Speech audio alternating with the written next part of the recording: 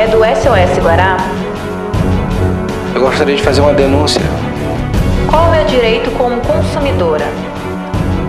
A gente está precisando de ajuda.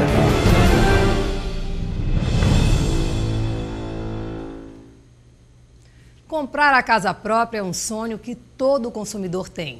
Mas não é fácil escolher um lugar para morar. O consumidor quer muito mais que 4 paredes. O verdadeiro lar tem que ser seguro, arejado, confortável, localizado em um bairro tranquilo, urbanizado, dotado de uma boa infraestrutura, livre de engarrafamentos e por um preço acessível. Comprar imóveis também é uma excelente opção de investimento financeiro. A maior reclamação do investidor do ramo imobiliário é o valor cobrado pelo metro quadrado no Maranhão.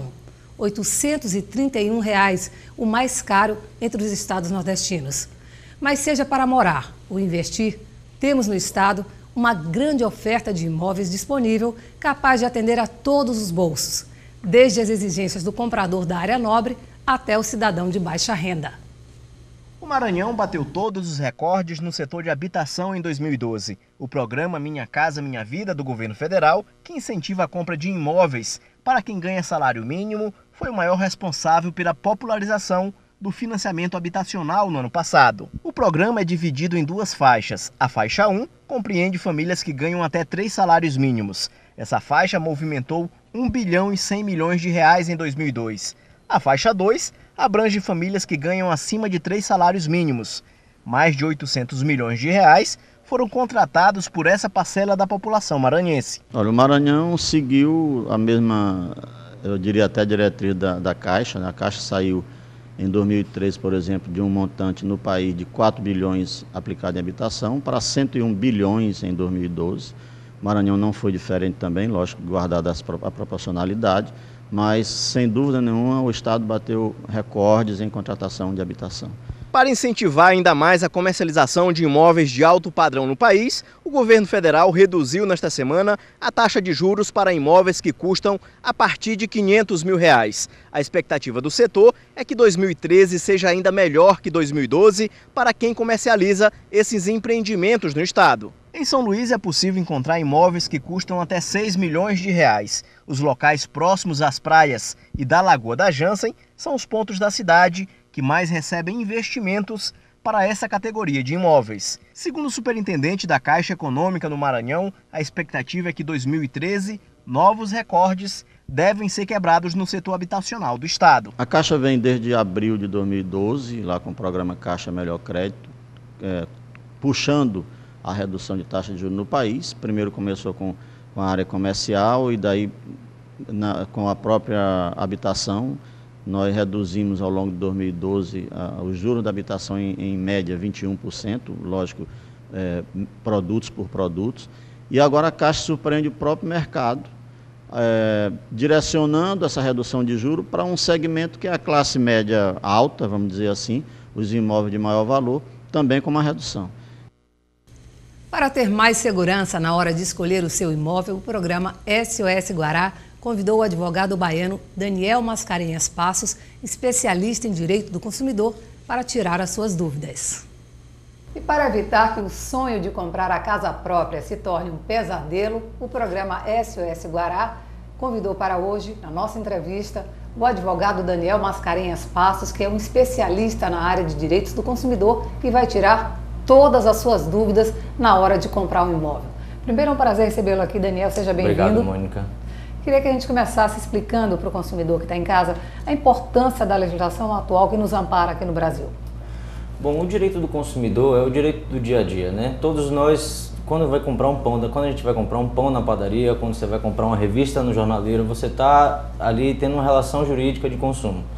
Ou seja, então o direito do consumidor está no nosso dia a dia e é de suma importância, deveria ser de amplo conhecimento de toda a população, sem dúvida. E esse código atual que está em vigor há 22 anos, ele atende às nossas demandas? Você acredita que ele está atualizado com o que a gente realmente precisa? Olha, em alguns aspectos, de fato, existe uma desatualização desse código, especialmente no que toca a comércio eletrônico e o que a gente não tinha condição de prever nos anos 90, né? Porque o código é de 1990. Portanto, não havia como legislador, àquela época, antecipar os problemas que teríamos hoje. Mas, de um modo geral, o Código de Defesa do Consumidor brasileiro, ele é digno de louvor por todos nós, de orgulho, e nós deveríamos sempre estar atentos aos mandamentos dele, porque realmente é um texto legal excepcional.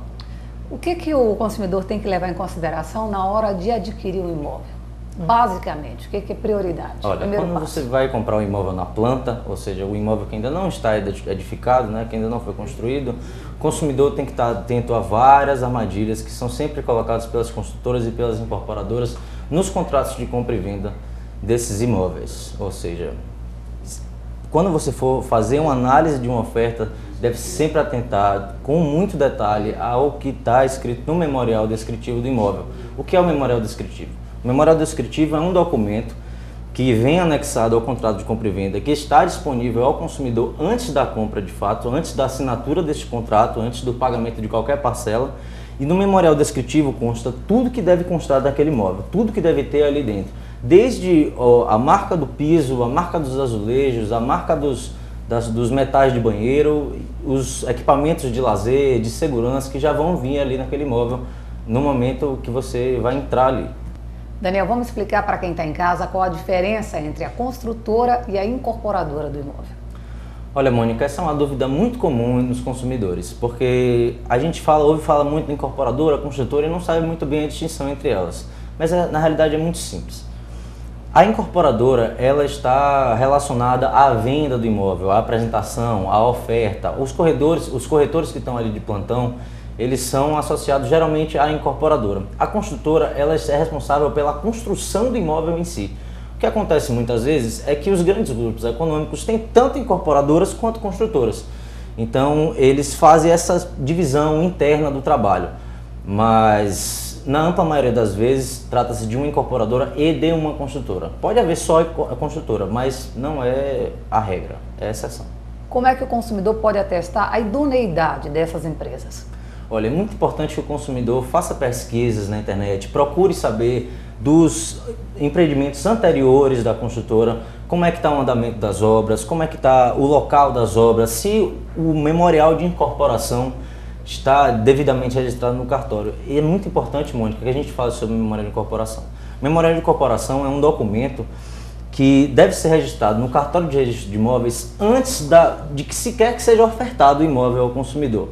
Nele deve constar a prova da propriedade do imóvel por parte da construtora, porque já aconteceu, Mônica, pasme, de construtoras começarem a subir, a levantar o prédio e a vender os apartamentos das unidades sem que tenha sequer garantido definitivamente o registro daquela propriedade. Isso já deu grandes problemas, especialmente lá em Salvador. Eu já tive um caso ou dois desses lá no escritório. E isso pode gerar grandes problemas para o consumidor. Então é muito importante que o consumidor se dirija ao cartório de registro de imóveis e busque ler esse memorial de incorporação, que deve ter, além da prova da propriedade da construtora sobre o terreno onde vai ser edificado o imóvel, como também as licenças ambientais, os alvarás de construção da prefeitura, tudo isso tem que constar no memorial de incorporação. Esses prazos também para a entrega do imóvel, está tudo determinado ali. Como é que o consumidor pode acompanhar esse processo para saber se a obra não está atrasada, o que ele vai ter que arcar de prejuízo com tudo isso? Quando o consumidor assina o contrato, vai estar constando lá, naquele documento, a data de entrega prevista do imóvel.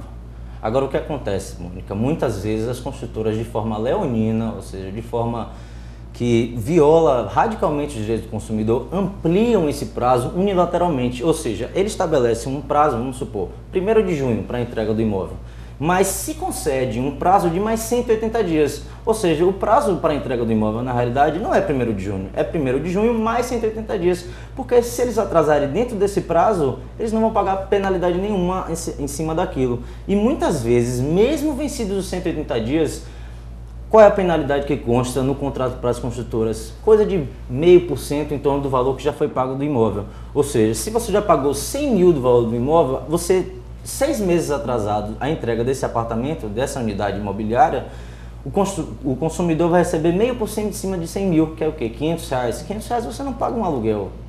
É um valor irrisório. É um valor irrisório, né? Principalmente se você está projetando ter um imóvel no qual 30% do valor é de R$100 mil. Então, realmente é irrisório, é abusivo. Qual é a nossa proposta? Eu geralmente digo aos meus clientes que busquem um contrato espelhado, ou seja, que a mora do consumidor tenha os mesmos efeitos do que da mora da incorporadora ou da construtora. Ou seja, se o consumidor vai ter que pagar um valor de R$1.000 de multa por mensal do atraso do pagamento, a construtora também tem que pagar R$1.000 de multa. Parece que também está em tramitação no Congresso Nacional um projeto de lei que tenta mudar essa legislação e amparar ainda melhor o consumidor em casos de atraso, porque, na verdade, a Justiça está recebendo muitas demandas nesse sentido, né? Você está me falando que em São Paulo aumentou bastante. Em São Paulo, eu estive lendo recentemente que houve um aumento de 400% nessas demandas com relação a obras atrasadas de imóveis, o que é um absurdo, né? Isso vai só enxovalhando cada vez mais no nosso judiciário, superlotando as varas cíveis do Brasil de consumo do Brasil afora, e isso torna cada vez mais lento, né? A gente quer que menos processos entrem na justiça para que os que já estão lá tramitem de forma mais célere, né? Que o consumidor tenha esse ressarcimento de forma mais rápida, mas as construtoras insistem em atrasar e dão desculpas esfarrapadas que não convencem a ninguém. Realmente é lamentável. Nós vamos ao intervalo e já voltamos, dando continuidade à entrevista com o advogado Daniel Mascarenhas Passos.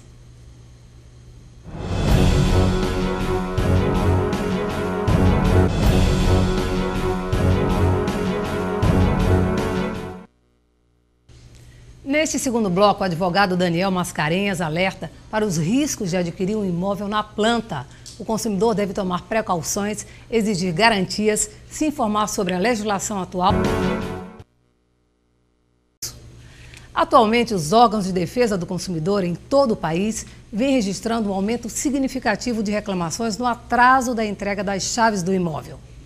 Mas é comum também o comprador não ficar satisfeito com a qualidade do acabamento entregue pela construtora ou incorporadora responsável pela obra. E você recebendo o imóvel, você comprou na planta, recebe dentro daquele prazo e você chega no imóvel, não é o que você esperava. Não, nem as condições, o acabamento não é aquilo que estava em contrato. Qual é o comportamento do consumidor diante desse fato? O que ele pode fazer? Olha, Mônica, como a gente havia dito antes, é muito importante que o consumidor esteja atento ao memorial descritivo do imóvel, que nele consta tudo que deve estar dentro daquela unidade imobiliária, dentro e fora, tanto nas áreas comuns como dentro do apartamento. Desde o material que vai ser utilizado nos pisos, a tinta, cimento, metais de banheiro, metais de cozinha, todos esses produtos que devem estar ali. Se tiver qualquer diferença entre o memorial descritivo e o que foi entregue, o consumidor tem o direito de exigir que a construtora, num prazo de 30 dias, conserte tudo que esteja diferente do memorial descritivo. Tudo, absolutamente tudo. E o que ele tem direito? E se ele não quiser mais, se ele se arrepender, ou se ele não ficar satisfeito com essa adequação feita pela construtora? Olha, o Código de Defesa do Consumidor, ele, como o próprio nome já sugere, ele defende o consumidor, ele sempre busca garantir o direito do consumidor. Mas, nesse caso, curiosamente, o artigo 18 do Código de Defesa do Consumidor garantiu ao fornecedor esse prazo de 30 dias. Ou seja, o fornecedor tem o direito de, em 30 dias, resolver aqueles problemas que foram encontrados pelo consumidor. Agora, vencido esse prazo de 30 dias, aí a coisa muda de figura. O consumidor tem o direito de imediatamente optar por uma das três soluções apresentadas no parágrafo 1º do artigo 18 do Código de Defesa do Consumidor. Quais sejam elas? A diferença do preço, né, do que foi de fato apresentado, o que foi prometido na oferta, o que constava no memorial descritivo, ou seja, o consumidor tem direito ao ressarcimento dessa diferença. O consumidor tem o direito da devolução integral do valor pago pelo imóvel e corrigido monetariamente, ou se ainda o consumidor não estiver satisfeito com nenhuma dessas opções, o consumidor tem direito a escolher uma outra unidade imobiliária daquela mesma construtora de valor semelhante e ficar naquela unidade de habitacional. Mas isso fica totalmente à escolha do consumidor. Se ele falar que quer uma dessas três, ele tem que ser atendido. Porque quando você vai comprar um imóvel, em geral, né, você é recebido lá no stand com um imóvel já todo mobiliado, todo decorado, para você ter uma noção de como ficaria o seu imóvel ao ser entregue. Isso é uma ilusão que é vendida ao consumidor? Sem dúvida, Mônica. Olha, o apartamento decorado é uma das maiores armadilhas que o consumidor vai enfrentar nessa busca, nessa grande luta que é comprar um imóvel na planta. Porque comprar imóvel na planta é uma coisa que demanda muita paciência, muito trabalho, muita dedicação do consumidor, muita atenção. Porque se ele vacilar, se ele se deixar ludibriar pelas ofertas das construtoras, do corretor de imóveis que fica empurrando aquele apartamento de qualquer jeito, ele tem uma chance muito grande de se dar mal. Qual é o grande problema dos apartamentos decorados? Quando você entra num apartamento decorado, que muitas vezes é minúsculo, né, porque ele simula o apartamento, os apartamentos estão cada vez menores, eles têm dado uma prioridade às varandas, uma coisa que eu acho assim, meio diferente, mas isso não me compete. Os apartamentos são de fato pequenos e aí o corretor muitas vezes vem com aquele papo de como um imóvel aconchegante, né? E você senta no sofá, você se sente confortável ali. E aí quando você recebe o imóvel, você tem a grande surpresa, você vai comprar o seu móvel, um sofá, uma televisão, um rack, e não consegue encaixar nada ali dentro daquele apartamento, porque esses móveis são feitos todos sob medida, Mônica. Então o consumidor chega lá achando que vai conseguir comprar os móveis de tamanho padrão para colocar no seu apartamento e não consegue comprar nada, porque nada cabe ali dentro. Se contar que o móvel planejado é bem mais caro, né? Muito mais caro, sem dúvidas. Ok, então agora nós vamos fazer um rápido intervalo comercial, já estaremos de volta, dando continuidade a essa entrevista, tirando suas dúvidas sobre como é que você faz para adquirir um imóvel sem ser lesado. Instante só.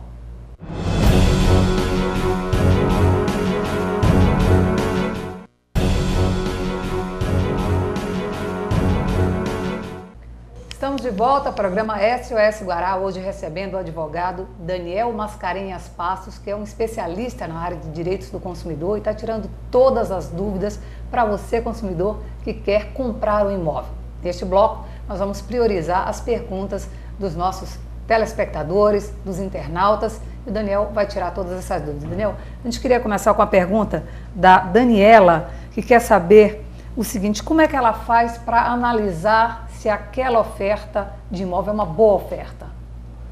Primeiro, Daniel, eu sugiro que você analise o memorial descritivo do imóvel. Essa é a dica fundamental. Você vai ver o que consta naquele imóvel, você vai visitar o local daquele imóvel, o local da construção. Por que eu digo isso? Porque muitas vezes o consumidor não tem noção exatamente de onde está localizado aquele imóvel e ele termina tendo uma surpresa negativa. Você vai lá no final de semana, por exemplo, e não tem noção de que durante a semana aquilo ali é um caos de engarrafamento. E aí você está preso com o imóvel por décadas e mais décadas, preso naquele engarrafamento, sem imaginar, porque você foi lá no final de semana e não tinha ideia. Ou então você foi lá de dia e não sabia que de noite era um lugar esmo, deserto e perigosíssimo, por exemplo. E que vai comprometer a sua segurança, né, de sua e de sua família. Só lembrando aqui a Daniela, o consumidor, que ele vai comprar um imóvel não para passar 1, 2 anos, mas às vezes para passar o resto da vida. Então, ele começa com um casal, mas daqui a pouco quer ter 1, 2 filhos, enfim. Ele tem que levar em consideração esse imóvel e a funcionalidade dele também a longo prazo, do bairro. O que esse bairro oferece? Que cuidados ele deve ter na hora de averiguar isso? Sem dúvida, Mônica. O consumidor deve olhar se tem bancos, se tem escolas, se tem farmácias, se tem supermercados perto. Por quê? Porque senão o consumidor tem que tirar o carro de casa para fazer tudo, não consegue fazer nada a pé. E pior, o consumidor às vezes não tem carro. Então o consumidor às vezes não tem carro e não tem ônibus na porta de casa, né? E seja um problema muito grande que ele vai ter aí que aturar pelos restos, por quantos anos até que esses problemas sejam resolvidos? Até que aquele bairro seja melhor urbanizado, que tenha escolas, que tenha farmácias, que tenha hospitais. Imagina a importância de você estar perto de um hospital de sua confiança. Numa emergência. E também o tamanho do imóvel, que às vezes a família vai crescendo, você comprou um apartamento de 2 quartos, daqui a pouco a família cresce e você não tem onde comportar esse pessoal. Pois é muito importante que você leve em conta. Nem terminou de pagar o imóvel e... Às vezes já quer se desfazer porque você está precisando de um quarto a mais, né? Então por isso é muito importante também o planejamento familiar, Mônica. Isso tem grande influência no seu imóvel, na compra do seu imóvel. Rodrigo pergunta quais são as melhores condições de financiamento do imóvel. Olha, Rodrigo, isso vai variar bastante de acordo com o contrato. Normalmente o que acontece? você financia, começa o parcelamento pagando a construtora, no final da obra você paga a parcela de chaves e aí depois você assina o contrato com o banco. Então somente depois disso, ou seja, isso geralmente acontece quando você já pagou por volta de 30% do imóvel, só aí que o banco vai querer financiar. Isso é um grande golpe também, Mônica, isso é um risco que o consumidor está sempre assumindo, porque o parcelamento ele é sempre reajustado. Ou seja, você começa pagando uma mensalidade de R$700, R$800, e aí quando você vê 2, 3, 4 anos depois você já está pagando R$2.000, R$3.000, e isso compromete o salário de uma forma assim exorbitante. Às vezes o consumidor não tem noção de que vai estar pagando um absurdo no futuro próximo, né? A melhor opção sempre é o pagamento à vista, né? Evidentemente, de tudo que você vai comprar. Se você puder evitar um empréstimo, você sempre evita, né? Esse pagamento das parcelas intermediárias, ele é legal?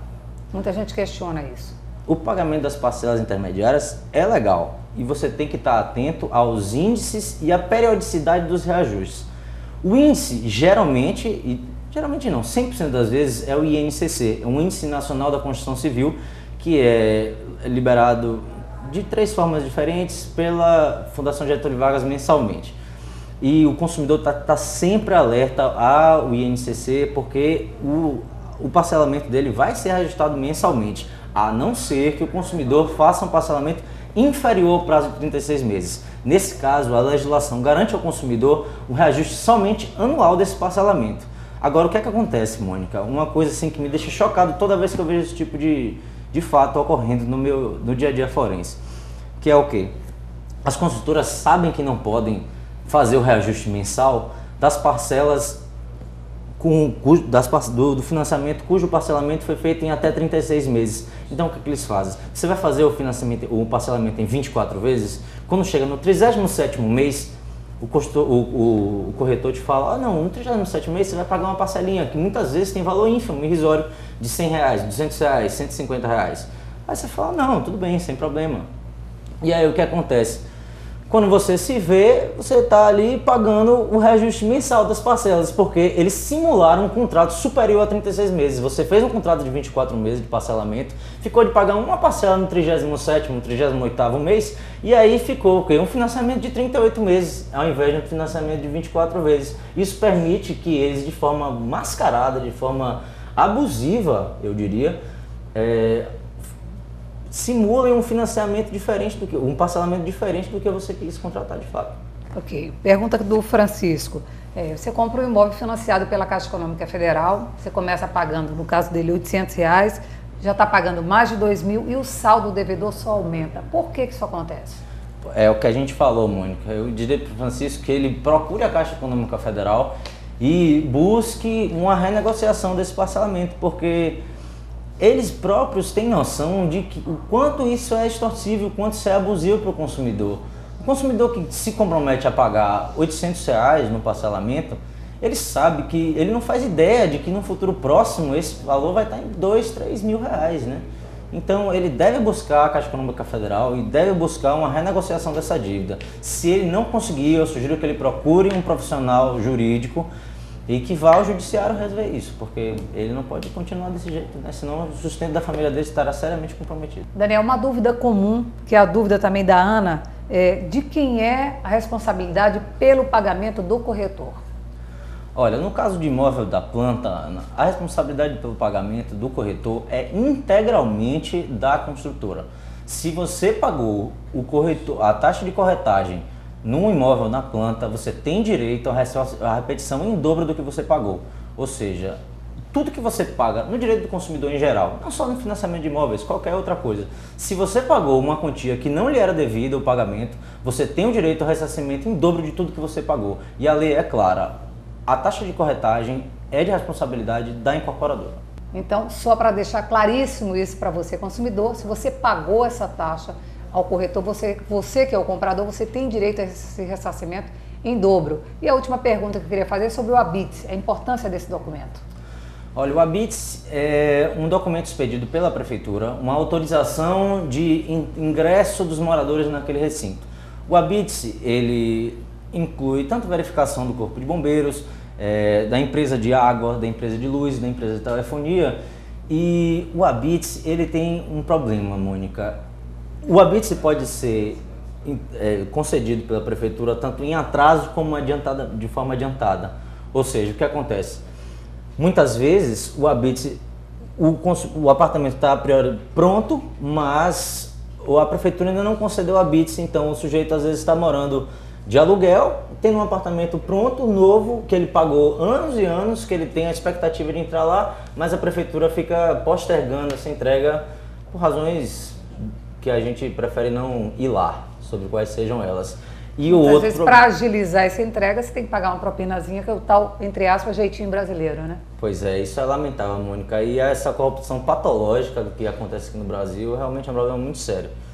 Acontece também da propinazinha, que a gente citou agora, acontecer de sair antes. Ou seja, vamos supor, a construtora tem 150 trabalhadores trabalhando no imóvel, ou seja, construindo aquele edifício. E aí ele está naquela correria para conseguir aquele habite-se para quê? Porque no contrato tem escrito que quando dá o habite-se, ele dá praticamente por finalizada aquela construção, ou seja, ele encerra a mora da construtora, ou seja, o construtor deixa de ser um devedor. O que acontece? O sujeito entra no imóvel que ele pagou e aquela construção que tinha 150 operários, que ainda falta todo o acabamento do prédio, que só tem a parte estrutural praticamente pronta, alguns elevador instalado, alguma coisa assim. Agora ele tira os 150, ele deixa 6 lá para terminar o acabamento do imóvel. Aí você fica morando num apartamento que fica meses e meses. Anos, Mônica, anos. A gente tem caso de anos de que o sujeito entra no apartamento, o consumidor vai realizar seu sonho de morar na sua própria casa, né? Que é o sonho da ampla maioria da população brasileira, é o sonho da casa própria, né? Que a gente fala muito. E aí fica morando 3, 4, 5 anos num apartamento que não tem uma pastilha do lado de fora. Ok. O programa SOS fica por aqui. Amanhã iremos retratar a situação das feiras e mercados em São Luís e daremos dicas para você economizar no seu orçamento doméstico. Não perca! Para participar do programa, ligue 3194-1965 ou envie um e-mail para sosguará@tvguará.com. O SOS Guará é reprisado de segunda a sexta-feira, às 6 da manhã. Até amanhã.